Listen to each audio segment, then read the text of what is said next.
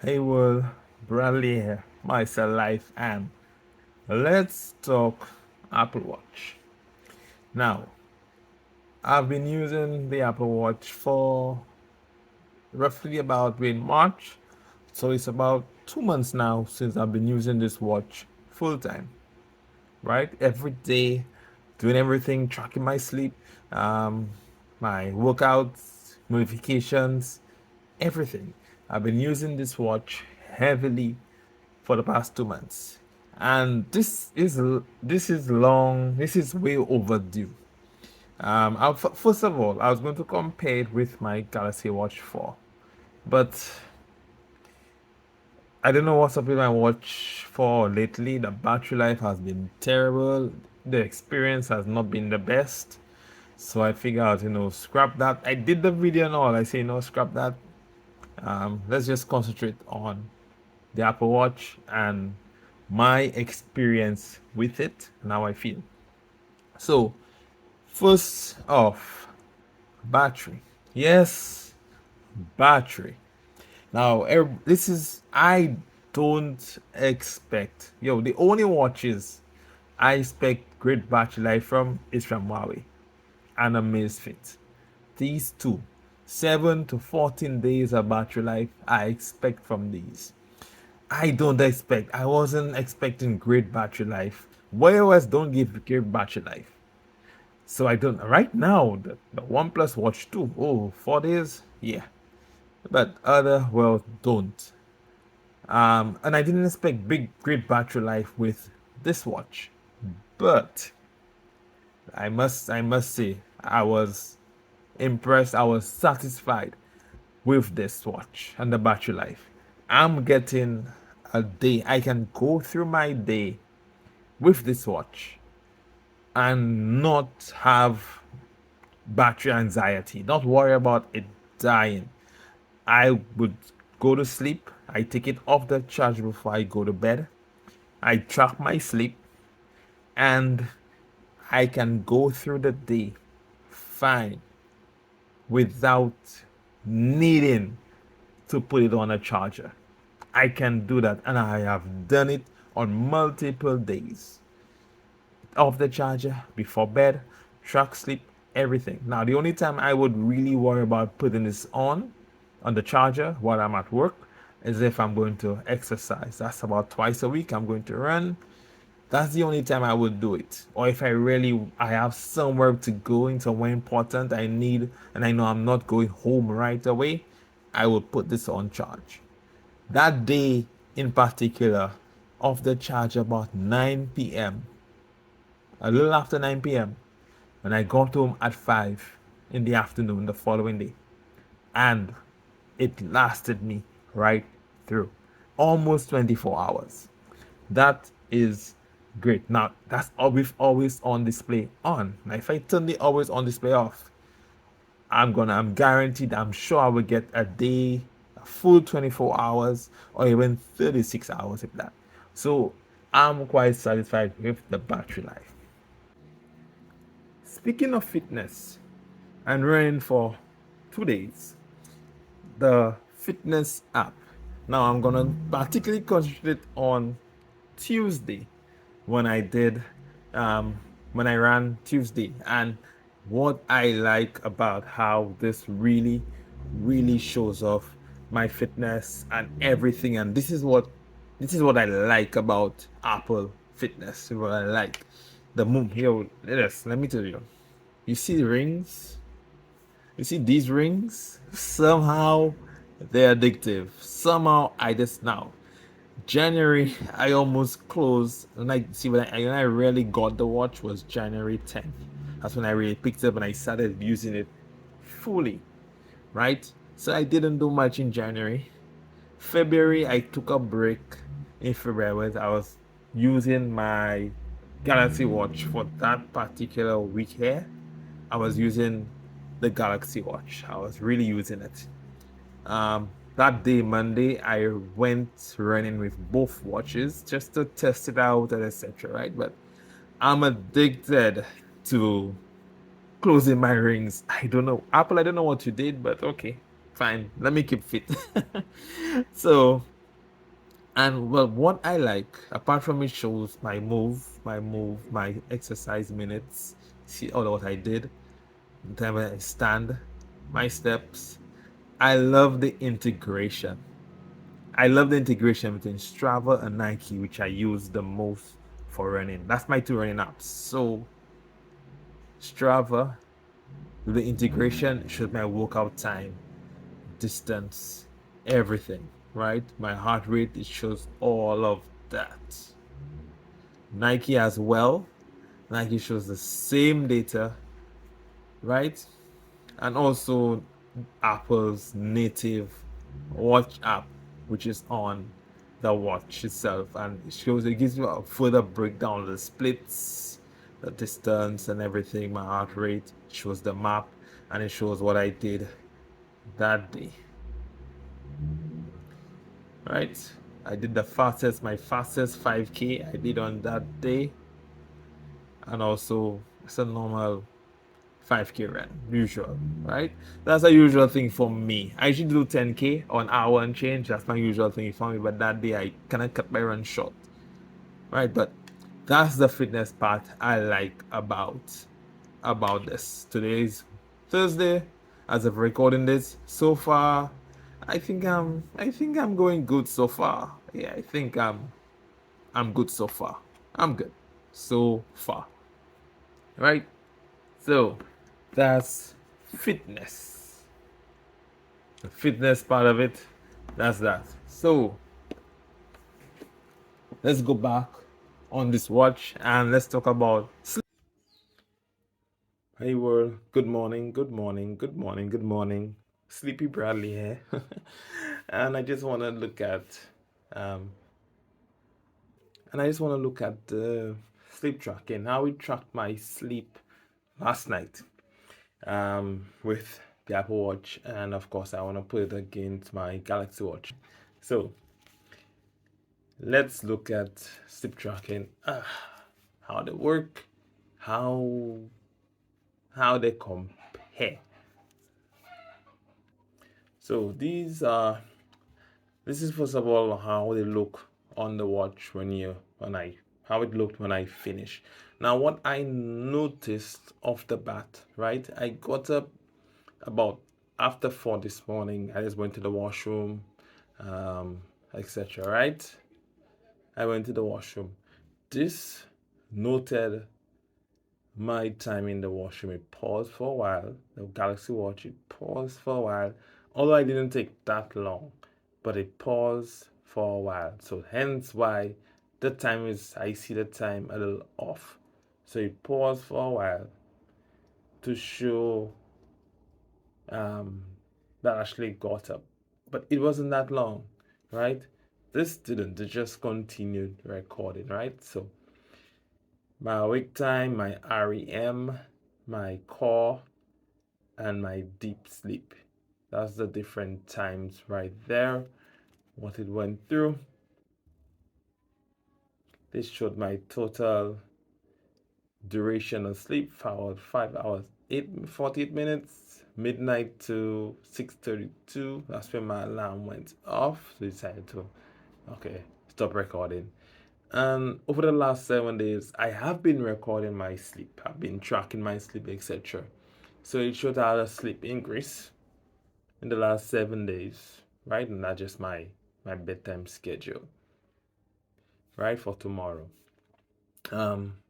So that's good, I guess. This shows sleep increase, but what's interesting here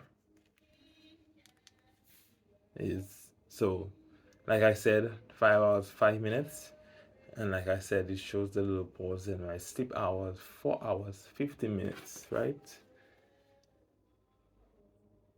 And this was 5 hours 40 minutes, which is weird.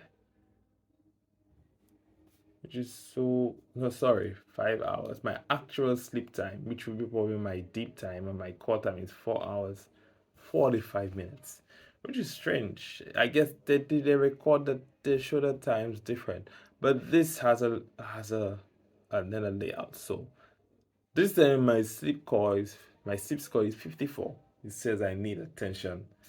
The Apple Watch doesn't give me a sleep score. It doesn't do it. Don't know why, but give me a sleep score of 54. They may need attention. And then it shows the same thing. This shows here, right? This shows the same thing here. The time, right? Have a nice little colors, etc. Ooh, you see, I have to. So it shows 50 minutes awake time, 59 minutes REM. My light sleep was 3 hours 11 minutes, and my deep sleep was 5 minutes. Additional info. This shows my blood oxygen. This doesn't show my blood oxygen while I sleep. So that's an additional metric, an additional feature this has here. My blood oxygen was 88%. Right, and then it has the Galaxy Watch has a sleep coaching feature where I can set it, and the next 3 weeks it will track my sleep and give me tips how to sleep better and different things, activities during the day to help me sleep better, like movements and this and that, etc. And when I just got a watch, I did it. It was good. It's all right. It was fine. But I said I'm not gonna do any sleep tracking again. Not gonna. I did it for a couple of times. Give my sleep animal as a lion. Well, I was a deer, then I was a penguin, then I was a. It was crazy. So that's what this shows. My sleep score, etc. Right? That's the difference right there between these two. So that's how sleeping are, how they track the sleep on the Galaxy Watch and the Apple Watch. So Sleepy Bradley, I'm out. Let's continue this video. Notifications. Let's talk notifications and what I like about the notifications on here. Apart from this display, we'll talk about the display later. But what I like the notifications for is that when they come in on the watch, they don't come in here. If you don't know, if you never use it, they would come in here. On the Pixel, notification will come in twice. Now you can set the Galaxy Watch to silence notifications on the phone if you want. Leave it on, right? But there's no option for that there. But this is good and bad. Good in the sense that when I have headphones on, I'm listening to music. The notification doesn't interrupt my music. Before I got the watch, notification would interrupt my music constantly. I would have to put the phone on silent. I have to flick the mute switch to silence the notification until I'm done with my music. But the downside of that is I would miss notifications I wouldn't want to miss. This here, it comes through no problem. All the notifications come through and it doesn't make any noise on my iPhone. That's good. The bad part is sometimes I would miss a notifications. For example, if my hands are full, I'm carrying groceries, I got a load or something, right? A notification coming, it would buzz away on my wrist. I would feel it. Sorry, notification. No, the notification. What's so hard? The notifications are coming in, right? But sometimes I would miss an important notification, like from my daughter. I would miss it sometimes because I'm not hearing the phone because I have a particular tone for her. So I'm not hearing it from her. So I would miss the notification sometimes. If my hands are free, that's fine. I would look down, I would see, oh, here is my baby girl. I would respond. That's the good and the bad. But I like that part of it. The fact that the watch is on and I don't need you to buzz. I don't need you to vibrate. I don't need you to make noise. I'll just check my watch. Notifications coming in, right? That's that. So how about the build? How's the quality? How does it feel? How does this feel on my wrist compared to my Galaxy Watch? Heavy. I will put it in one word: heavy. Now, when I say heavy, I don't mean that it's like too heavy, like it weighs down or anything like that. I don't mean it like that. In terms of heavy, like I know it's there. The Galaxy Watch is so light. I would forget it on my wrist. I would actually forget the watch is on my wrist until a notification comes in or something. And I would say, hey, I got my watch. I need to check my time or something. But this, the fact that I know is there, I feel it's there. And the shape has a plays a part of it. The fact that it's square, it feels, I can feel it on my wrist, and I'm always knocking my Galaxy Watch everywhere, side of my desk, on my cupboard, at work, in the fridge, somewhere. But feeling this on my wrist, I'm careful when I'm walking by my fridge. I'm careful when I'm walking by walls. I'm careful when I'm at my desk as to not hit that screen and crack it. I'm so careful. I'm so careful. And speaking of the shape and the weight and the feel, let me tell you, the haptics are so nice on this. Like really, the haptics feels so, and so it's a nice, subtle, a nice, gentle haptic, a nice, gentle feel. So it's not abusive, not abrasive. It doesn't hit violently or maybe too soft where you don't feel it. I think it's just right. The haptics are just right. It's perfect on hair, especially on a morning when my alarm goes off. This vibrates so it just wakes me up on the morning. Like really wake. I feel it gently. It doesn't like make me jump out of my sleep or anything. I know it's there. Say, hey, time to wake up. And what I like is when I wake up and I dismiss the notification, it tells me, it says, good morning. I like that. It's good morning. Yo, it's my pleasure. Right? It's my pleasure when I wake up, my alarm goes off and I dismiss it. Good morning. That's just so cool. That's just so cool. I like that. Like, welcome to a new day. I love this. And you see also when notification comes in and when calls as well, the vibration when the calls coming in, I like that. I really, really like that. So let's talk display. Big square display. I like that in terms of um the display, how it's shaped. I like round displays. I honestly like round displays. But I think Apple know what they did when they went with a square display. In terms of my notifications and everything comes on. For example, let's jump back to sleep, right? I can see everything here when it comes to sleep, right? On the Galaxy Watch, it doesn't show everything. I still have to scroll down a little to catch everything. And also in normal notifications, it's more you see, I get to see more text when it comes to my notifications, right? I get to see more when it comes to my notifications. I like that. I like the display for that. And it's nice and bright. I see it outside. No problem. Visibility is fine. Indoors, outdoors. That's great. I like that.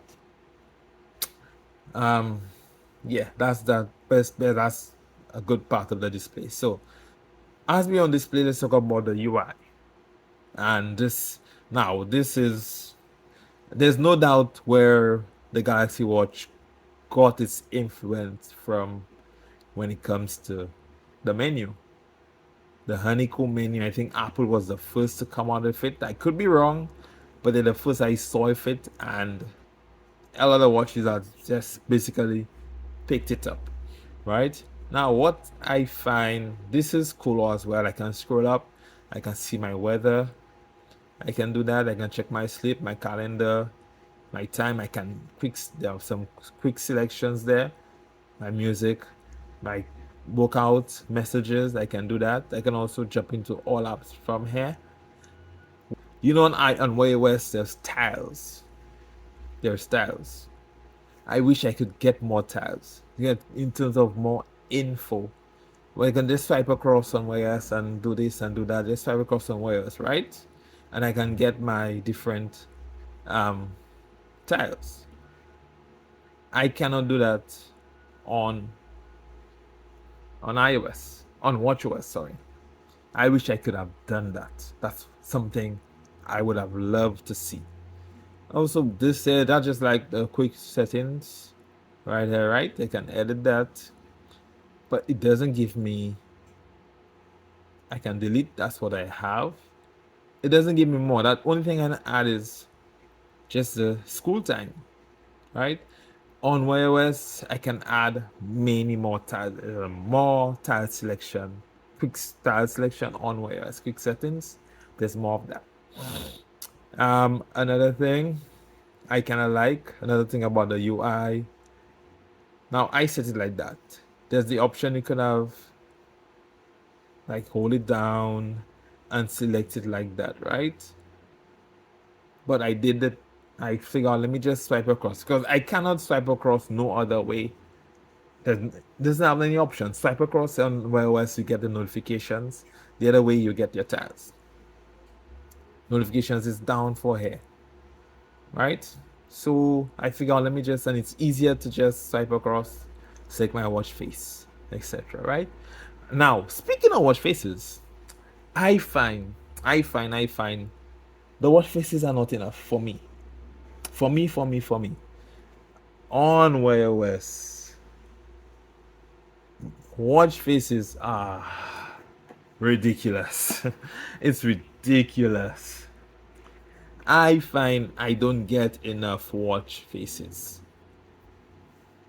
on iOS. I don't. I wish I had more options. I really wish I had more options. And the thing about that, right, is that basically the same thing. Right? It's just right, count up. It's gradient, right? Basically the same watch, just different styles. I find wearers have so many more options. Also, Facer compared to Wear OS, Facer has so many more options, like watch options, so many more, right? And there's another issue too. I find with Wears I don't like the limitations. There's too much limitations when it comes to watch faces. For example, you see this cool watch face right there. That's cool, right? I would love, but this says Series 7 and up. That's all it says. I didn't call you Siri. I didn't call you. It says Series 7 and up. That's I find a pain. I would love. We need more. Nice. See, there's a nice face. That's a cool face. So it's available. It's available. I can set it, right? That's a cool face. But what I don't like is this. You see? It takes a while for all the complications to load. It doesn't load right away. It takes a while before the complications load. This is another thing I don't like about this here. This load quickly. For this video, it load very quick, but there's other times I'll choose a watch face and the complication would take forever to load. Like forever. I like that. That's nice. That's nice. That's cool. That's really cool. That's really cool. I like that. So, that's it. And I like the crown. I like the rotating crown, the haptic feedback on the crown. This is nice. I like this. I like this a lot. So that's the things about the Apple Watch I've been using, and that's things I like about it. That's my take. That's my feel on the Apple Watch right now. Right? Would I buy another Apple Watch? This is a Series 6, by the way. Would I buy another Apple Watch? Yeah, why not? Why not? It's still getting updates in terms of software updates, etc., and it's still going rather strong. Um, yeah, I might. I might. I'm not buying another Samsung. Ugh, no. I think the next watch I'm gonna buy, if on Wear OS side, is probably the OnePlus Watch 2. That's what I got my eye on, or maybe the Pixel Watch 3. That's what I got my eye on in the future, foreseeable future.